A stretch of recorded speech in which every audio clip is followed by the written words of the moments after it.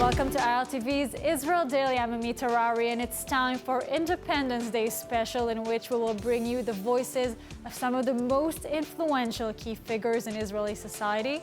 Israel is celebrating 75 years of independence, and the whole country is out for the festive day. We had a one-on-one interview with the Minister of Diaspora Affairs, AMICHAI CHIKLI, an emotional talk with Rabbi D, who lost his wife and two daughters at the horrific shooting during Passover. We spoke to people on the street to hear their plans for Independence Day. We're inspired by former basketball coach and torchlighter David Blatt, and heard all about the future vision of President of Jewish National Fund USA, Dr Liza Brem.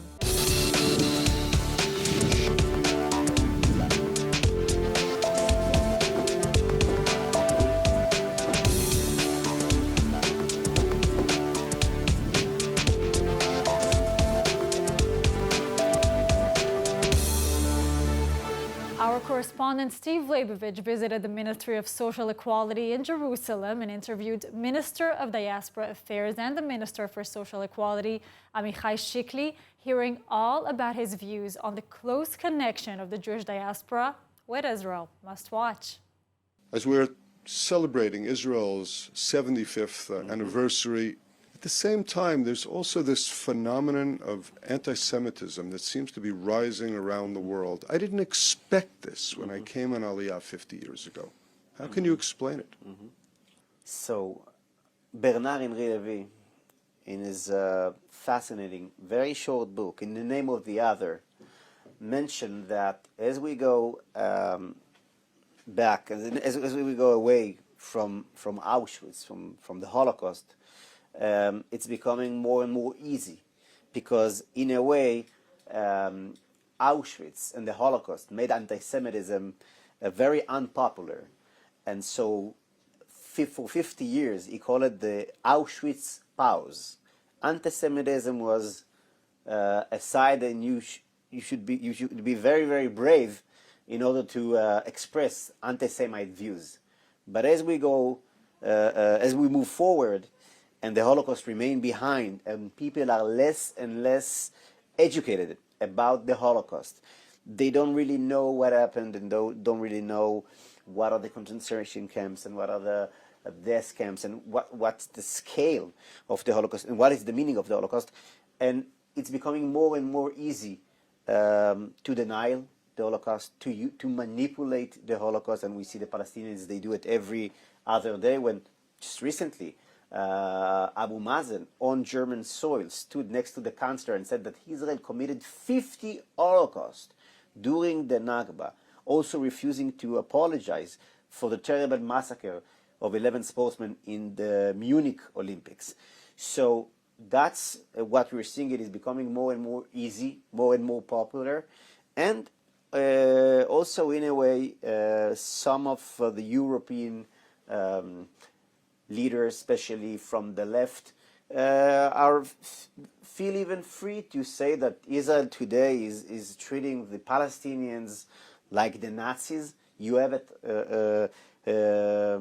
from time to time, and this way of looking at Israel as an apartheid state, as a colonial project, as racist, to throw basically everything that you can throw upon the Jewish state. But Minister CHIKLI, there's also a lot of just plain old hatred of Jews.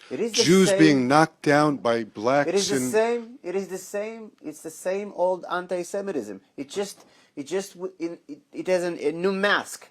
Now it's not against the individual Jew, but the collective identity of the Jews, which is the Zionism, and obviously the result of Zionism, the state of Israel. And that's what we're facing today. It's becoming more and more popular.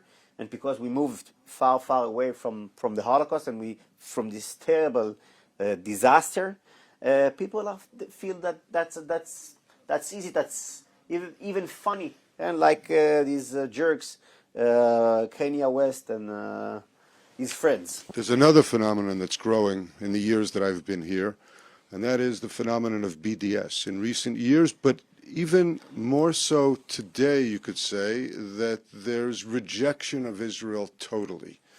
So BDS is pure new anti-Semitism. What's BDS? BDS basically says Israel does not have a moral right to exist.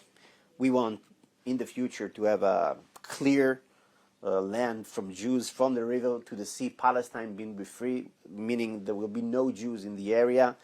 There is no justification for the state of Israel because Judaism is religion, not nationalism, because we are occupiers, apartheid state, etc., etc. They totally ignore history. They totally ignore everything that says, even in the Quran, okay, about the Jews and their right here in Eretz Israel. And their goal is crystal clear. They want to remove the Jewish state, and BDS is pure anti-Semitism. It's a serious threat because people today are less and less educated. They don't really read that much books. They don't understand history, and you can tell them, you can sell them anything with short videos, bringing alternative truth. So let's move a little bit away from BDS, but people that are still criticizing Israel, people today that have been praising Israel, the best friends of Israel in the diaspora, in the Jewish community today because of judicial reform, because of the issue that's on the table. So they're criticizing. Are you concerned about it? That's a totally different issue. To criticize Israel, to criticize judicial reform, that's absolutely You don't put them in the same category. There is no problem to criticize the judicial reform. There is no problem to criticize Israel. We're not angels. We're not perfect. It's okay to criticize the state of Israel, but we can use Sharansky's famous 3D in order to distinguish between criticism and anti-Semitism. The 3D demonization, when you demonize the state of Israel, its soldiers, for instance, you say that we're treating the Palestinians like the Nazis. That's insane to say it, if you learn what really Nazism is all about. And second is double standard. For instance, you had this journalist, Shirin Abu Akleh, was accidentally killed in clash of fire between terrorists in Jenin and IDF troops. Now, it happened in the past that many journalists were in battle scene. It can be in Ukraine, in Iraq, or in Afghanistan, who were caught into fires and were injured or wounded, but it was never such a big deal. But when it's the IDF, these are totally different standards, and that's a whole story. The entire world should know about it, and that's double standard. And delegitimization, which means that you delegitimize the right of the Jews for self-determination, to have their own sovereign state in some part of Eretz Israel. That's delegitimization. And it's a separate phenomenon than criticizing judicial reform or the state of Israel. It got nothing to do with it. Let me ask you this finally, if I could. We're 75 years in. Where do you see us 75 years from now? And what are you wishing the people of Israel on their 75th birthday? So first of all, I think that the fact that we're celebrating 75 years for the state of Israel, it's amazing. I feel that I have big luck to live in an era that with the Jews, they have their own state, with all the difficulties, and there are difficulties.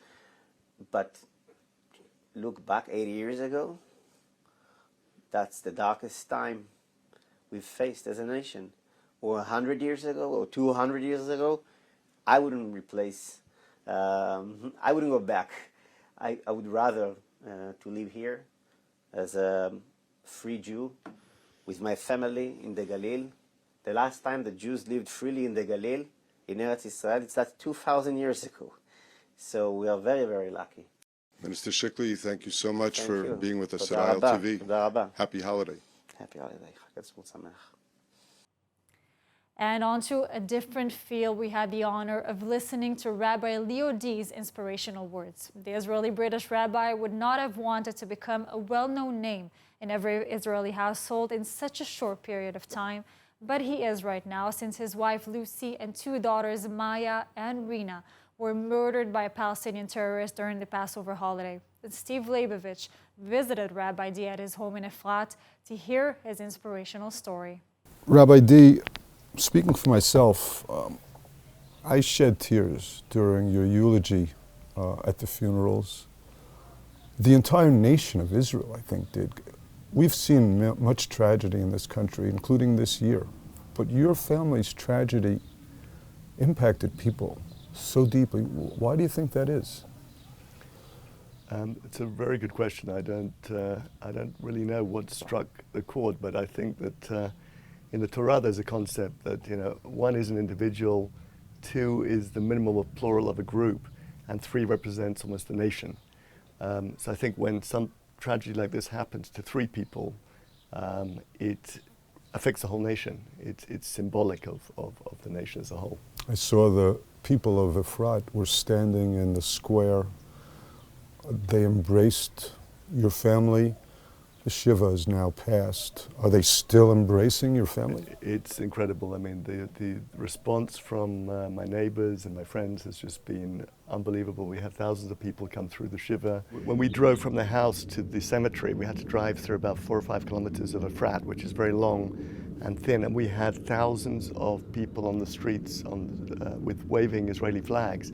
It was very emotional for all of us to see that, just the huge turnout. And it was a turnout that King Charles would be proud of at his coronation. I don't think he'd have such a turnout. The love that they've shown us has sort of reflected back, and there are so many projects going on around the world now in memory of Lucy and Maya and Rena that are affecting so many people's lives. That's like a cycle of love. I think part of it, though, is because of Rabbi D's positivity. The message that you're sending is striking a responsive chord among so many people, don't you think? I think that I've tried to understand why I responded this way, and I think it's because, you know, human beings can be looked at from 2 perspectives, the physical and the spiritual. And from a physical perspective, we've lost 3 beautiful ladies, my wife, who I loved for 25 years, 2 daughters. And if I think about the loss, it's devastating. However, from a spiritual perspective, I look at it in a slightly different light. I say that 15 years ago, Rena's light was lit. 20 years ago, Maya's light was lit. And 48 years ago, Lucy's light was lit. And those candles have lit other candles, and those candles that they've lit have lit other candles. And there's been a spreading of light through their lives. And at moments like this, when the whole world embraces you, and people are telling you stories about, you know, how your wife impacted somebody who impacted somebody, and it comes back to you, and you realize that the impact that they had in their very short lives was so great, that fills me with great comfort, and makes me feel that, you know, these short lives were really, from a spiritual perspective, very, very long lives. I think that we should be very proud of what we have here. I think that we, first of all, have shown through this period how we are one people, because people have come together from all walks of life. I mean, the religious and the non-religious, the left and the right, Jews are from outside of Israel, Jews within Israel. We're one people, and I think we've shown that connection at this point. So we are stronger than ever. And as far as Israel as a country is concerned, as you know, it's booming economically and in so many different areas, and morally as well. It's building irrigation around Africa. It's the best country at preserving water in the world, and it's teaching that technology to so many other countries. You and your country made this country your home. You're still recommending it as a place for your friends and Jews from the diaspora? There's only one place to live as a Jew, and it is in Israel. And if Lucy were able to sort of shout out from heaven, she would say, absolutely right, I wouldn't have it any other way. Karen, Talia, and Yehuda have to stay here, they have to build their homes here, they have to have their children here, and they have to build up this country to make it even stronger.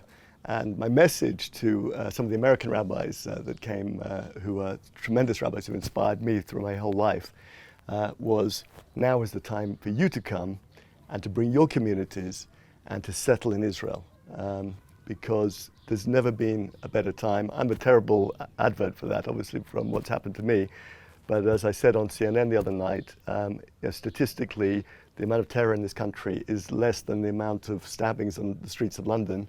And unfortunately, the statistics didn't help me. But you know, if you look beyond my particular situation, it's the safest country to live. We love the fact that kids can come back at night here 2, 3 in the morning. We're not worried about who they're mixing with. We're not worried about who would be in the streets at that time of night. They're extremely safe, and it's a wonderful place to bring up kids. Rabbi, stay positive and be blessed. Thank you. Israelis love celebrations, and Independence Day is one of the top favorites. ILTV's Ariel Alachiani asked the Israeli crowd how they celebrate Israel's 75th anniversary. Let's take a look. Hi, I'm Ariel Alachiani from ILTV, and I've hit the streets of Tel Aviv to find out what everyone's doing ahead of Israel's 75th birthday celebrations. For this Yom Ha'atzmaut, I will plan to do party with some friends, enjoy and celebrate it. So we usually do like a barbecue, have a few drinks, we play some music, we mix a little bit with, play with some stuff, and we just hang around. And I'm actually hosting a small party at my studio. It's an art studio, just for close friends. Yeah.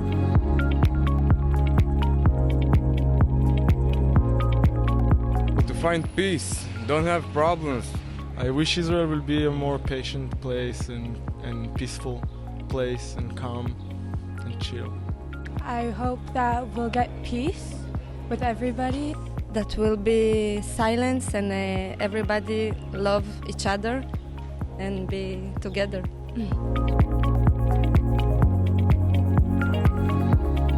Because I feel at home everywhere, the atmosphere, the vibes. That's why I'm in Israel. The people are good. The people are real, and that's nice. The beach, the sun, the food, what's not to like? For this interview, we're truly honored to get to speak to a true legend, now also chosen to light a torch on Independence Day. He's an American-Israeli professional basketball executive, and today serves as the chairman of the professional committee and external consultant to the Maccabi Tel Aviv basketball club, and above all, former coach and basketball player, one of Israel's most renowned sports figures ever. And now with this whole preview, hi David, it's great speaking to you. Take me to that moment you got a call telling you were chosen to light the torch. Respect. Well, first of all, thank you, and my pleasure. I was sitting innocently at home and received a phone call telling me about this great event, which I'm, of course, familiar with from many years in Israel, and asking me to be a participant, which quickly and happily I agreed to. It was a little bit of a surprise, and not a little bit, it was a great surprise, but it was received on my part with real excitement and joy and pride, and obviously from that moment it's been a wonderful ride. David, your choice has been a real consensus. The whole country was so happy to see it happening. Now, reflecting back on your impressive career, because I assume that this is what an occasion like this makes you do, what would you pick as your biggest moment of all? You know, that's a very difficult question, so I think I'll answer it this way. This moment is probably the biggest in my career, because so many of the other great experiences that I've had, both in sport and otherwise, were based on competitive type of situations. Here, this moment is non-competitive. There are no winners and losers, and I have the opportunity to do what I've always wanted to do, which is to be able to reach out to different peoples from different walks of life, or from different areas, or from different ideologies, and hopefully bring one another closer to each other. Well, that's a great angle. Now, David, you were diagnosed with multiple sclerosis, a diagnosis that caught you, if I'm not mistaken, while coaching in the EuroLeague. Do you manage to enjoy basketball the same way today from the sideline as you did before, maybe from a different place?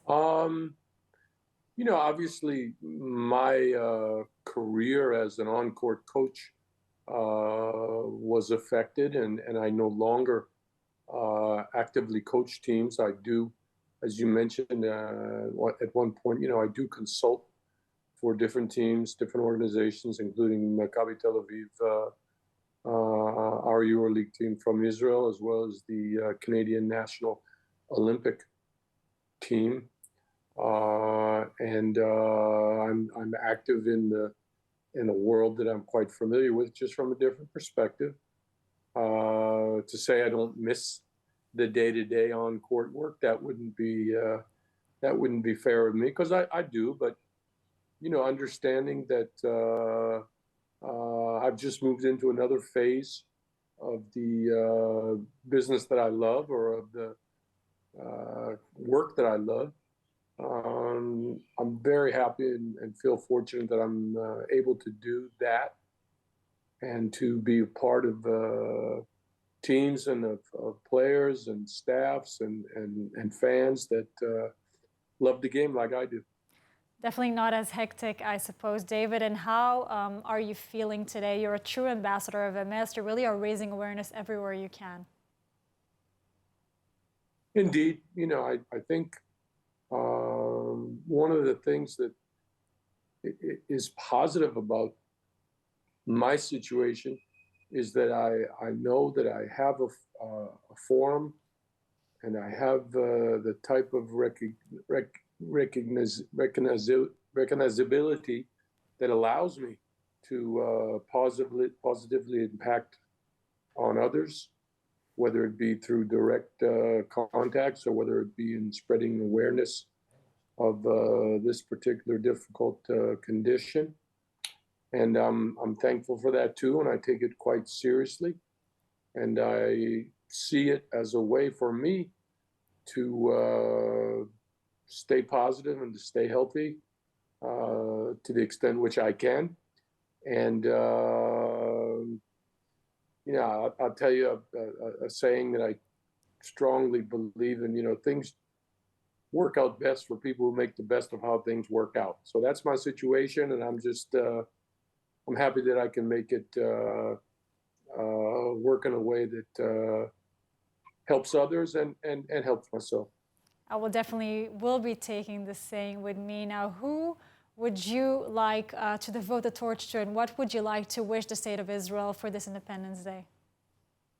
Well, that's all going to come out when I'm up on the stage and talking to people. Of course, I'm working on what I have to say, and hopefully it will be something that will inspire people. David Blatt, it's a great honor speaking to you, wishing you much health and a happy Independence Day.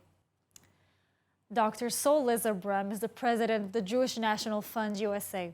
Under his leadership, the organization has set fundraising records, maintained a 4-star maximum charity navigator rating, and has remained ahead of schedule of its $1 billion roadmap for the next decade fundraising goal.